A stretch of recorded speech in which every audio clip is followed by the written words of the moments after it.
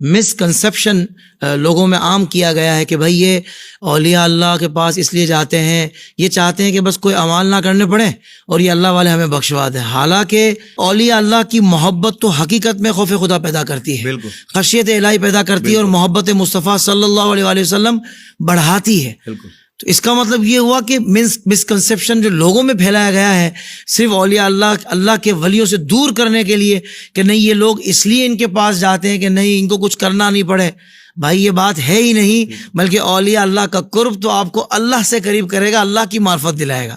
حافظ صاحب صحیح بات میں نے بات کی ہے. قبلہ حافظ صاحب یقین جانے میں آپ کو بتا رہا ہوں، لوگوں نے ابھی پیری مریدی کے رنگ کو سمجھا ہی نہیں ہے. ہائے ہائے ہائے ہائے ہائے. کبھی بندہ کسی اہل نظر کے پاس بیٹھے نا، واصف علی واصف لاہور کے ہیں، ان کی میں نے ایک تحریر پڑھی، ان سے کسی نے سوال کیا کہ بتائیں کہ مرید کسے کہا جاتا ہے؟ جی. انہوں نے کہا جو اپنے شیخ پہ مر جائے نا اس کو مرید کہتے ہیں. اب دیکھیں کہ یہ کیسے ہو سکتا ہے کہ رات کو شیخ جو ہیں وہ 4 سپارے پڑھیں اور وہ اپنے مرید کو یہ کہیں کہ تم نے قرآن نہیں پڑھنا؟ یہ کیسے ہو سکتا ہے؟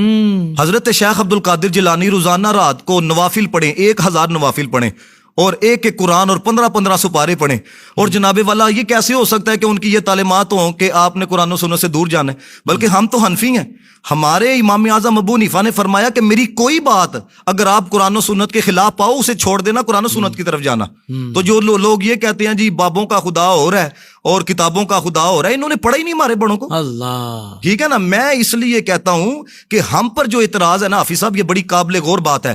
ہم پہ اعتراض ہمارے علماء کی وجہ سے نہیں ہے، ہمارے جہلاء کی وجہ سے ہے.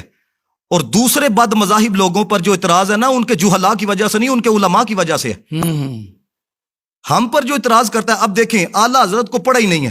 اعلیٰ حضرت نے تو یہاں تک لکھا جب آپ کسی قبر پہ حاضری دینے کے لیے جائیں 4 قدم دور کھڑے ہوں، اب جو ادھر جا کے حضرت والا وہ قبر کا طواف کرتا ہے اس کو آپ اعلیٰ حضرت کے کھاتے میں ڈالو، تو یہ آپ کی جہالت ہے. آپ نے پڑھا ہی نہیں اعلیٰ حضرت کو. اعلیٰ حضرت نے یہاں تک لکھا کہ آپ قبر کو بھی ہاتھ نہ لگائے ہیں. اب جا کے ادھر کوئی طواف کرتا ہے یا سجدہ کرتا ہے تو وہ اس کو آپ حضرت والا اگر سنیت کے کھاتے میں ڈالتے ہیں تو آپ نے تو اعلیٰ حضرت کو پڑھا ہی نہیں ہے. یہ آپ کی بھی جہالت ہے اور اس کی بھی جہالت ہے جو یہ عمل کر رہا ہے. اصل میں بات یہ ہے پہلے آپ پڑھیں. ہمارا یہ حال ہو چکا ہے حافظ صاحب، اب لوگ نا پڑھ کے عقیدہ نہیں بناتے، یہ کلپ پہ عقیدہ بنتا ہے. میں نے فلاں کو سنا، میں نے فلاں کو سنا، میں نے فلاں کو سنا. بھائی کیا سنا؟ جب سن کر آپ کی کیفیت ہی نہیں بدلی ہے، نہ خشیت الہی کا غلبہ آیا ہے، صرف اگر آپ کے اندر شرارتیں اتر رہی ہیں، علماء کا بغض اور جناب والا اولیاء کا بغض آپ کے اندر آ رہا ہے، تو آپ نے اسے کیا فیض پایا ہے؟ میں نے جو اپنے بزرگوں سے سیکھا ہے نا، میرے بزرگ فرماتے ہیں کہ فیض کیسے محسوس ہو کے ملتا ہے. وہ فرماتے ہیں کہ جس کے پاس بیٹھ کے دل نرم ہو جائے، آنکھ نم ہو جائے، سمجھو کہ فیض مل رہا ہے. ہم نے فیض سمجھ لیا ہے کہ بھائی اس کے پاس گئے تھے، دکان اگر پہلے اتنی چلتی تھی اب زیادہ چلتی ہے، یہ فیض ہے. او بھائی یہ فیض نہیں ہے. فیض تو یہ ہے کہ کتنا قرآن پڑھنا نصیب ہو رہا ہے، اللہ کتنا نماز پنجگانہ کی ادائیگی نصیب ہو رہی ہے. ہم نے تو بالکل یقین جانے، جس طرح میں نے پہلا جملہ کہا نا، کلام کے ظاہر کو لیا، کلام کے اندر کو چھوڑ دیا. جس طرح اعلیٰ حضرت کو دیکھیں بڑا پڑھا جاتا ہے، لیکن میں کہتا ہوں کبھی آپ اس سطح پر جائیں کہ اعلیٰ حضرت کی سطح پہ جا کے کیا لکھ رہے ہیں. ایک شعر ہے اعلیٰ حضرت کا، دل ہے وہ دل جو تیری یاد سے معمور رہا. اب یہ کیا ہے کہ اعلیٰ حضرت کہتے ہیں میں تو اس دل کو دل ہی نہیں مانتا جس دل میں حضور نہیں ہے. سر ہے وہ سر جو تیرے قدموں پہ قربان گیا. وہ کہتے ہیں میں تو اس سر کو ساری نہیں مانتا جو حضور کے نام پہ قربان ہونے کے لیے تیار نہیں ہے. اللہ یہ ہمارے بڑوں کی تعلیمات ہیں. آپ یہ کیسے کہہ سکتے ہیں جی کہ بابوں نے خدا سے دور کیا ہے، نبی پاک کے فرامین سے دور کیا ہے؟ انہوں نے تو سکھایا ہے کہ تمہارا تو ایک ایک سانس ان کے احکامات کے مطابق چلنا چاہیے، لیکن تم لوگوں نے صرف اپنی دکانیں چمکانے کے لیے بزرگوں کو اس کھاتے کے اندر ڈال دیا. پڑھا ہی نہیں ہے بزرگوں کو. اصل میں حافظ صاحب جو دین بیزار طبقہ تھا نا، یہ بیسیکلی وہی ان کے فالوورز بنے جی. وہ جو آلریڈی دین سے بیزار تھا، وہ جو آزادی چاہتا تھا شریعت سے، وہ سارے اکٹھے ہو گئے اور ان کو ایک سرپرست مل گیا. تو ہر دور میں اس طرح کے فتنے آتے ہیں اور وہ کچھ عرصے کے لیے ہوتے ہیں، پھر اس کے بعد وہ ایکسپوز ہو جاتے ہیں اور پھر ان کا کوئی دور دور تک نام و نشان نہیں رہتا. حقیقت میں جو اللہ اور ان کے پیارے ہیں اور جو ان کی تعلیمات ہیں، ظاہر بات ہے کہ اللہ کے پیارے وہی تعلیمات ہم تک پہنچاتے ہیں جو قرآن و حدیث کی تعلیمات ہیں، وہ باقی رہیں گی، اس کو کوئی نہیں مٹا سکتا. حافظ صاحب میں یہاں پہ ایک ایسی خاص بات کرنے لگا ہوں. دیکھیں پاپولرٹی ہونا نا یہ مقبولیت کی دلیل نہیں ہے. قرآن مجید کے اندر صرف اور صرف 26 انبیاء کے ناموں کا ذکر کیا گیا ہے، اور کل انبیاء کی تعداد کتنی ہے؟ کم و پیش 1,24,000. اب جن کے ناموں سے ہم واقف نہیں ہیں، اب اس اعتبار سے دیکھا جائے تو کیا پاپولرٹی ہے جی؟ ہم تو ناموں سے بھی واقف نہیں ہیں، لیکن مجھے بتائیں کوئی صحابی بھی کسی نبی کے ابتدائی مقام تک پہنچ سکتا ہے؟ نہیں پہنچ سکتا۔ تو جو لوگ یہ کہتے ہیں جی مجھے اتنے لوگ دیکھتے ہیں، میرے اتنے سبسکرائبر ہیں، کیونکہ ایک خاص بندہ ہے نا، تو وہ یہی کہتا ہے، وہ کہتا ہے جی دیکھو جی فلانے کو اتنے ویوز آتے ہیں اور مجھے اتنے آتے ہیں، تو لہٰذا یہ دلیل ہے کہ میں حق کے اوپر ہوں۔ تو بھائی جو ناچنے والی ہیں ان کو بھی ملینز کے اندر ویوز آتے ہیں، اب ان کی پیروی کرنا شروع کر دیں۔ قرآن مجید کے اندر تو اللہ تعالیٰ نے صراحت فرمایا کہ اے میرے پیارے محبوب، ہم نے بہت سارے انبیاء کا آپ سے ذکر ہی نہیں کیا، لم نقصصہم علیک۔ اور میں اپنے استادوں کے پاس بیٹھا تھا، بڑی پیاری تربیت کی، وہ کہنے لگے کہ یار پاپولرٹی جو ہے نا اس پہ مان نہیں کرنا چاہیے، شیطان سے زیادہ پاپولر کون ہے جی؟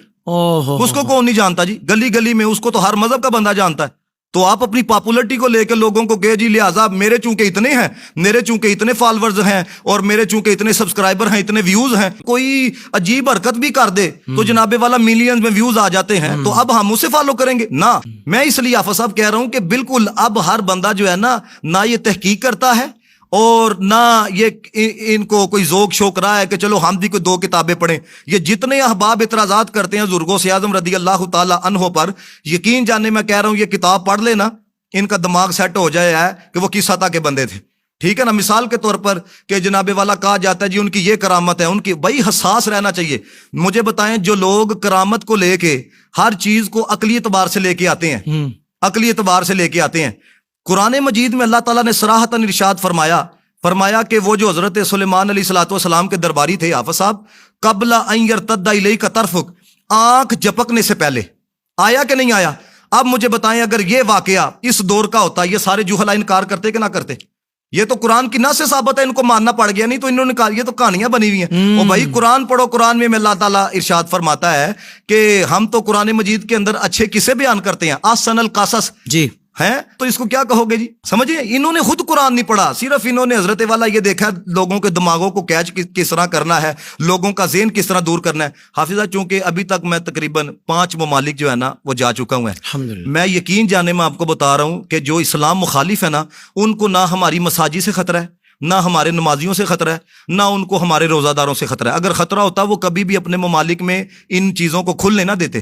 انہیں خطرہ کس چیز کا ہے؟ وہ کہتے ہیں یہ 1450 سال بعد بھی یہ جو اپنے نبی کے نام پہ مر مٹنے کے لیے تیار ہو جاتے ہیں نا، اس کشش کو ختم کیا جائے، اس ذوق کو ختم کیا جائے۔ لیکن یہ ذوق تو نہیں نا ختم ہو سکتا، کیونکہ یہ عشق اللہ نے ڈالا ہے۔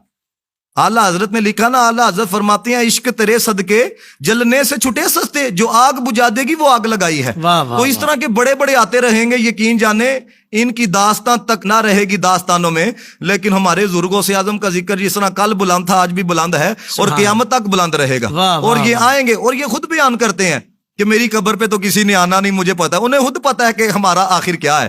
لیکن قربان جائیں ہمارے بزرگ، جوں جو وقت گزرتا چلا جا رہا ہے اللہ تعالیٰ ان کی عزتوں میں مزید اضافہ کرتا چلا جا رہا ہے۔ سبحان اللہ، سبحان اللہ۔ کہ حافظ صاحب آپ نے ایک بات ابھی ارشاد فرمائی تھی کہ حضرت جنید بغدادی رحمۃ اللہ تعالیٰ علیہ کے حوالے سے آپ نے ایک بات کہی، تو قدرتی طور پر ابھی پچھلے دنوں جب ہم زیارات پہ تھے عراق شریف میں، تو آپ یقین مانیں کہ ایک مزار پاک پر دعا سے پہلے میں نے چند جملے کہے۔ میں نے کہا کہ بھائی اگر یہاں اللہ کے ولی کے قرب میں دعا مانگ کر، اللہ کے ولی کے وسیلے سے اللہ سے مانگنے کے بعد اگر آپ کی نمازوں میں ذوق و شوق بڑھ جائے تو آپ سمجھ جائیے گا کہ ان بزرگوں کا فیضان آپ پر جاری ہو گیا ہے۔ وہی والی بات ہے کہ بھائی فیضان یہ نہیں کہ آپ کا جیب نوٹوں سے بھر جائے، فیضان یہ نہیں کہ آپ کا چھوٹا گھر تھا تو بڑی کوٹھی بن گئی، بے شک وہ بھی ہوں تو کوئی مسئلہ نہیں ہے، مگر وہ ہو اور نماز سے دوری ہو، وہ ہو اور قرآن سے دوری ہو، وہ ہو اور علم سے دوری ہو، تو یہ تو فیضان نہیں ہے، یہ تو کرم نہیں ہے۔